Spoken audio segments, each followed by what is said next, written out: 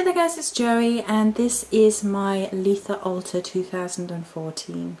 The energies of my altar this season are going to be all about the fire and the solar and the burning away that which no longer serves, transformational magic.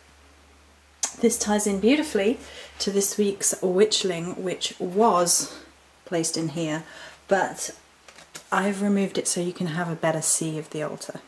So the elemental points are where they usually are. There's no change to those crystals and the little elemental followy guys. So over here we have the goddess candle from the fragranttempleonline.co.uk for Litha in the beautiful red and the sort of spirals in the beeswax. Beautiful. The Fragrant Temple Online is one of the online witch shops which I most wholeheartedly support. I think they do great work and I'm fully committed to supporting them. They're so good, they're so original. So around the bottom is the usual crystals for the goddess side, and we have a herby base. And on the god side we also have one of the beautiful beeswax candles with the stag on and the spirals too, and the crystals which are always on the hing, and the herby base. And then the herby base is also within the triple goddess with the mother facing forward. So the herby base is a collection of Litha appropriate herbs, and a lot of them have a lot of beautiful meaning this year. As in addition to their Litha meanings, I have some of the incredibly beautiful buttercups that Paya sent me. I have some of the incredibly beautiful chamomile that Tracy sent me. There are some rose petals in there too, and some marigold. And in the centre one, we'll have a look at the centre one. It's the heart dish that I bought with the triple spiral sun Litha candle from the Fragrant Temple Online, and it has citrine crystals in it, the sun on the bottom, and then at the base, in this heart base, I will have those herbs as well as some wildcrafted yellow rose petals that have been drying out, and 3 carnelian. Carnelian is one of my stones. It's one of the Virgo stones. It is a beautiful fiery stone. I also connect it very strongly to my fox totem, my Kitsune energy. And then if we come out a little bit, I've placed 4 of the beautiful fragrant scented votives that Nadia sent me, and in a pentacle, so it looks like a star around the outside, and each has a piece of citrine, a citrine point on top, imbuing away additionally. I'm going to move the votives and do something special with them on the actual day, and I may or may not take pictures depending on how I feel about it at that point. It is worth mentioning that although I do share my altars, well these 2 altars anyway, my Morrigan altar and this one, there is setups and altar work that I don't share. So there you go. And then we have the ring of toadstools. As ever, these are little tea light toadstools. I love them. They're beautiful all year round and they always have a presence on my altar. But for the summer solstice, which has a really beautiful fae energy to it as well, that fiery fae energy, it works even better with the fairy ring idea. And then tumbled stone, citrine. Then on the outside we have the usual ring of amethyst with the point and the dish. The point, being quite masculine, is actually on the goddess side, and the offering bowl, being quite feminine, is actually on the god side, and that's on purpose, for balance, for the male within the female and the female within the male, if you like.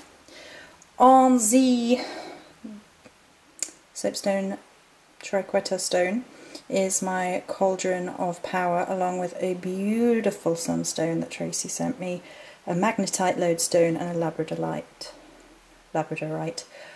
every time. And these are stones I'm going to be working with for those energies at Litha. The cloth I decided to change. I had the lighter cloth, which is now part of a private altar, and this one is much more fiery in base. It's the black one with the red roses on.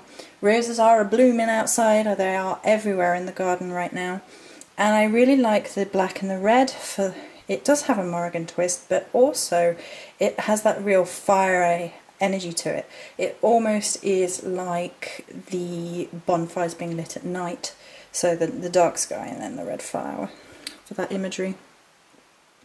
Then over on the offering dish, I have my large natural citrine chunk, I guess, which always makes me think of Sika. I said your name right. There you go. And I think that's all the changes. We have obviously the Morrigan offering bowl and the Morrigan presents over there, the Celtic tree wheel of the year over there, which I love having there, and the triple goddesses there as always. So a lot of it is just as it might normally be, but then everything else is just building up a little bit of fire. I love having citrine on Litha altars. I think it is the crystal. I'm giving it more positive associations than it's had in the past for me. I'm refusing to let anybody ruin certain crystals or whatever for me. So I think having the solar energy of a citrine, a renewing energy, is beautiful. It's beautiful for this. And I'm absolutely in love with this one. That's part of my offering bowl at the minute. And I will be working with that. I wasn't sure where to put it, but I definitely wanted it on my altar. And then of course we have the beautiful votives from Nadia, which make up the fiery, literally, you know, you can set a little bonfire in them, sort of candle. So I'm really happy with it overall. I think it looks nice and fiery, nice and loving the contrast of the black to everything else. I think that works really well, because a lot of Litha sort of guides would be like, have a yellow tablecloth or have an orange tablecloth, and I could probably put up with yellow, but otherwise that's just too, I don't know, I don't like that over brashness of that colour personally. I mean, you can probably find some really nice less neon cloths, but I really like the idea of having the black and the red for the bonfire at night imagery, and it sort of makes everything else really pop. So when I do have oranges and reds on here, none of them are overstated. They're all beautiful and they pop against the rest of the colours, which work in conjunction really, really well, I think. And it's nice to have that night element, because it does remind us of Litha being the longest day of the year. So that the night, you know, it's the night sort of starts growing from that point, I guess is what I'm trying to say. So it's a reminder of it in cycles and in balance. So that's some of the colour imagery, which I kind of really, really love. And there is, I love this in this heart bowl. The 3 carnelian, by the way, Maiden Mother Crone. Warrior Father Sage. I always get the first two mixed up in my head for some reason. I want to say Father Warrior Sage and I'm not sure why. So I love it. It has beautiful vibrant energy. There's some beautiful herbs and crystals from people I care deeply about, and other bits and pieces from people I care about as well. So yeah, so that's the Litha altar. I hope you enjoyed this video. Many blessings.